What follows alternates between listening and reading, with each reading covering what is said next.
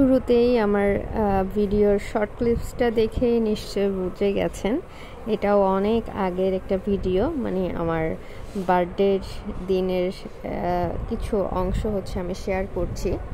যেহেতু আমি অসুস্থ ছিলাম, অসুস্থ না আমি প্রেগনেন্ট ছিলাম, তখন আমার 4 মাসের মতো কি চলে, আমার খুবই পোলাও খেতে ইচ্ছে করছিল। তো আমার বার্থডের দিনই হচ্ছে আম্মু পোলাও, রোস্ট, চিংড়ি এগুলো রান্না করে পাঠিয়েছিল।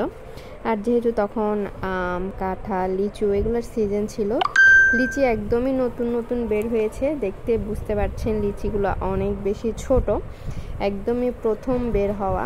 তাই আব্বু আমার জন্য নতুন লিচি তখন কিনে নিয়ে গিয়েছিল। এগুলো খেতে তখন এত ভালো লাগছিল, টক টক দেশি লিচি, খুবই ভালো লাগছে।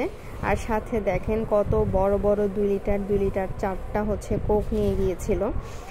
ভেবেছে কি ভেবেছে আমি জানি না। এরপরে দুপুরে হচ্ছে আব্বু, আমি, আরাশ একসাথে লাঞ্চ করতে বসে গিয়েছিলাম।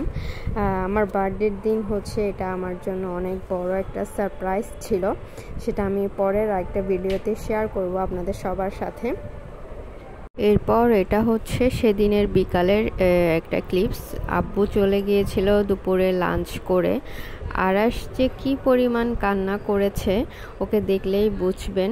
আর যেহেতু আমি প্রেগনেন্ট ছিলাম, আমার এটা ওটা অনেক কিছুই খেতে ইচ্ছে করছিল। আর তখন ছিল আমের সিজন, তাই কাঁচা আমের ভর্তা সম্ভবত আমার যা পাঠিয়েছিল, ওটাই বসে বসে বিকেল না অলমোস্ট তখন 6টার কাছাকাছি বাজে। আর সের অবস্থা দেখেন, কান্না করতে করতে নানা ভাইয়ের জন্য সে চোখ মুখ একদম ফুলিয়ে নিয়েছে।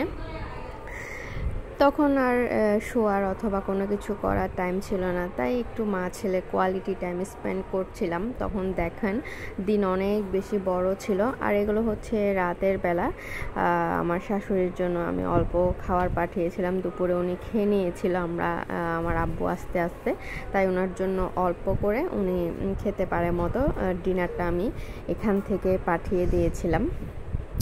তো নেক্সট ভিডিওতে আমার পুরো ব্লগটা শেয়ার করব।